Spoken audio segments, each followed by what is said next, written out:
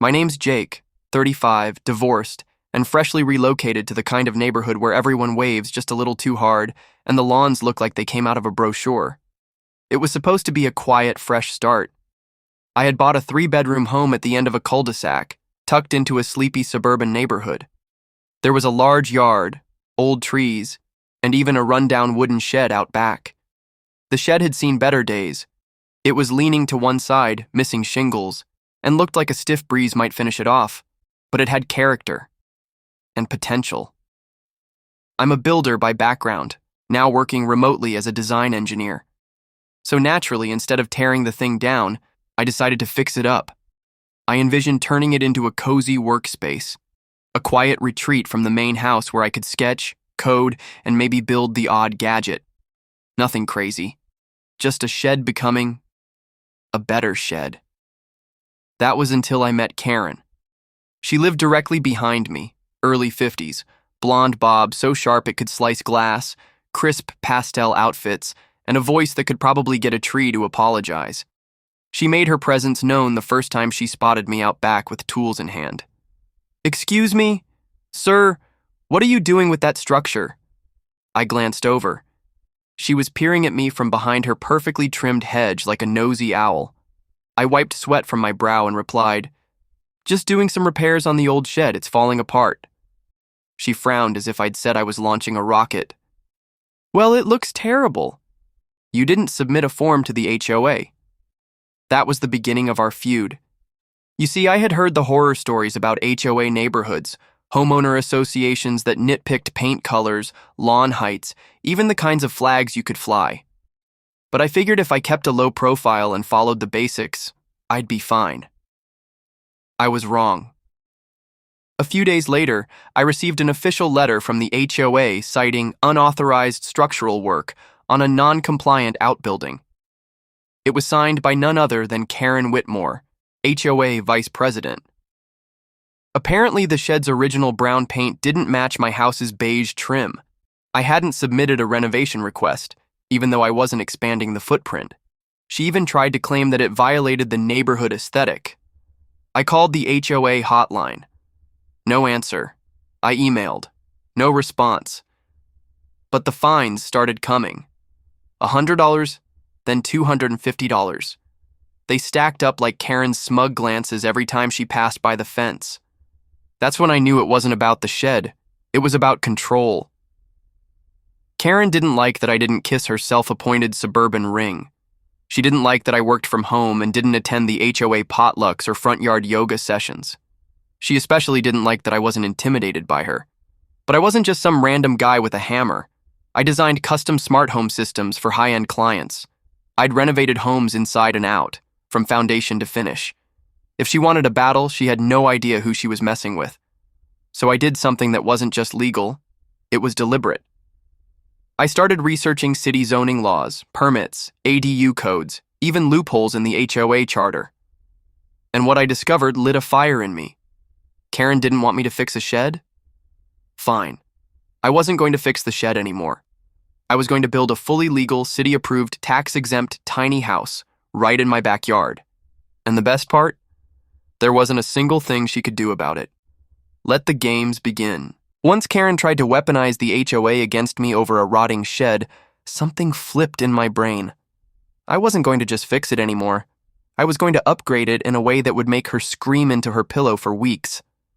I spent the next few days reading zoning ordinances and city codes like they were bedtime stories. Turns out, my neighborhood was just outside the stricter residential overlay zone. And according to city law, I was perfectly within my rights to build an accessory dwelling unit, a detached, livable guest house, on my property, as long as it stayed under 800 square feet. So I submitted plans to the city for a 400-square-foot ADU with modern finishes, solar panels, and separate utilities. The HOA had no authority over internal construction if the project complied with city zoning. They could whine, but they couldn't stop me. And that's when I went all in. I hired a crew I'd worked with before, people who moved fast, clean, and quiet. In less than a week, they cleared the old shed and poured a concrete foundation. Karen must have noticed the activity, because one morning while I was sipping coffee on my back porch, she came marching across her lawn like a suburban Terminator. "What are you doing back here? That foundation is huge. You're building a second house?" I stood up and greeted her with my calmest smile. "It's an accessory dwelling unit, a legal one. All the permits are filed with the city." Her nostrils flared. "You didn't get HOA approval." I shrugged. "Didn't need to. HOA regulations can't override city code." She tried to argue, quoting some vague section about altering lot aesthetics. I pulled out a copy of the city zoning ordinance and handed it to her. "It's all here. You're welcome to read it." She stormed off without another word. The next day, I received another compliance notice from the HOA. I filed it straight into the shredder. Construction moved quickly. I designed the guest house myself. Low profile, cedar siding, matte black trim, and sleek sliding glass doors. Inside, custom cabinetry, luxury vinyl flooring, recessed lighting, even a lofted sleeping area with a skylight. I added a stone patio, a privacy fence, and a little herb garden for flair. I wasn't just building something to spite Karen. I was creating something beautiful, functional, and, most importantly, legal. The HOA tried everything to stop me. They sent threatening letters. They had the president, an ex-military guy named Ron, come by and inspect the property from across the fence like he was preparing for war. Karen even called the city inspector claiming I was using unlicensed labor. The city sent someone. He checked the permits, walked the site, and nodded. "Everything looks clean here. In fact, this is one of the nicer ADUs I've seen built recently." Karen watched from her kitchen window, seething. When construction wrapped up, the guest house was stunning, better than most apartments in town. It had curb appeal, tech, comfort, and style. I gave it one last polish and took some photos. That's when the next phase of my plan kicked in.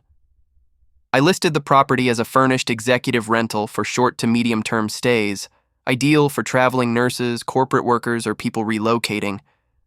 I wasn't interested in weekend partiers or tourists. I wanted someone quiet, respectful, and ideally, someone who would push Karen's buttons just by existing. Then I got the message. His name was Ted Thompson, early 60s, recently divorced, working remotely in real estate finance. His message was polite, direct, and appreciative. "I'm looking for a peaceful private rental while I get settled in town. My ex-wife lives nearby, but we're not on speaking terms. This seems like a perfect space." I paused. Ted Thompson. That name rang a bell. I opened his profile photo, and my eyes nearly popped out of my skull. It was Karen's ex-husband. I had seen his photo once in her yard during a short-lived attempt to show off family barbecues. Same gray beard, same kind eyes, same posture. It was him. No doubt about it. I didn't hesitate. I hit accept and messaged back. "Welcome home, Ted. You're going to love it here." I had just turned Karen's HOA revenge fantasy into a living nightmare, and I was only getting started. Ted moved in on a Saturday morning with just 2 duffel bags and a smile. He pulled up in a silver Lexus, nodded at me through the window, and stepped out wearing a Columbia jacket and those sandals older guys wear like badges of earned peace. I walked out to greet him, pretending like I didn't know the full scope of the chaos I was about to unleash. "Welcome to your new place, Ted," I said, handing him the key fob. "Fully furnished, stocked fridge, Wi-Fi passwords on the counter." He looked around, clearly impressed. "You built this yourself?" I nodded. "Used to flip houses.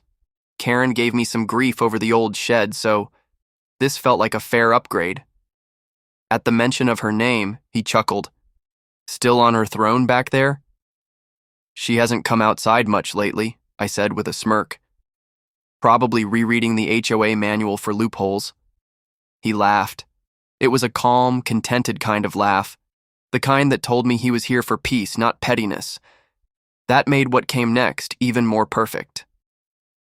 As Ted unpacked, Karen must have spotted movement from her upstairs window. 10 minutes later, I heard the unmistakable clack of heels storming down her deck steps. She appeared at the fence, sunglasses on, lips pursed tight enough to crack. "Jake!" she shouted. "Who is that man?" I was standing by the herb garden, pretending to water basil. I turned slowly and said, "Oh, that's Ted, my new tenant." She froze. Her hand gripped the top of the fence so hard I thought it might snap. "Ted Thompson?" Ted stepped out of the guest house with a coffee mug in hand, spotted her, and waved casually. "Hey, Karen. Small world, huh?" If fury had a sound, it would have been the guttural noise that came from her throat. "You can't just rent that out to anyone. He lives in this neighborhood already. You're violating the HOA rules." I walked over, handed her a printed copy of the HOA charter, and pointed to the relevant section. "Actually, the rules only restrict short-term vacation rentals. Ted's on a 3-month lease, fully legal. He even filled out a guest registration form for the HOA mailbox." Her face turned a deep shade of red. "You did this on purpose." I shrugged. "Did what? Accept a polite tenant? Offer affordable housing to someone new in town? Just being a good neighbor." Karen didn't respond. She turned on her heel and marched away, muttering something about legal action and personal vendettas. Over the next few days, the war entered a cold phase. No more HOA letters, no more screaming. But her eyes burned holes in both of us from behind her blinds. Meanwhile, Ted settled in like he'd lived here for years. He repainted an old Adirondack chair and placed it under the guest house awning. Each morning, he sat there drinking his coffee and reading a paperback. At night, he played soft jazz from a Bluetooth speaker on the patio. Sometimes I'd join him and we'd share a beer and a few laughs. He never said a bad word about Karen. Not once. But the way he smiled when she peeked through her curtains, that said enough. A week later, I added a few finishing touches. A raised privacy hedge between the guest house and her yard, solar-powered garden lights, and my favorite, a custom garden gnome holding a sign that read, "Welcome home, Ted." It was petty. It was subtle. It was perfect.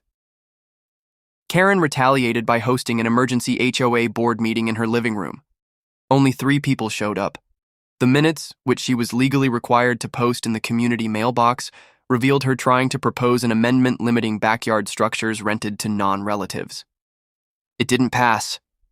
Too many neighbors had kids in college or aging parents staying in their ADUs. One of them even approached me later and said, "Honestly, your guest house is the nicest thing on this block." By the end of the month, the HOA had dropped their crusade. Karen had stopped speaking altogether, just angry glares and occasional passive-aggressive lawn decor, a dead hydrangea in a pot labeled Jake's Influence. Ted extended his lease another 3 months.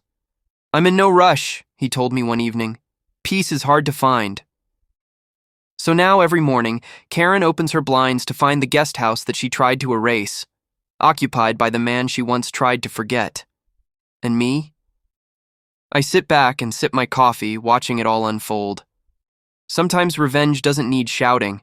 Sometimes it just needs a lease agreement and a really well-built shed.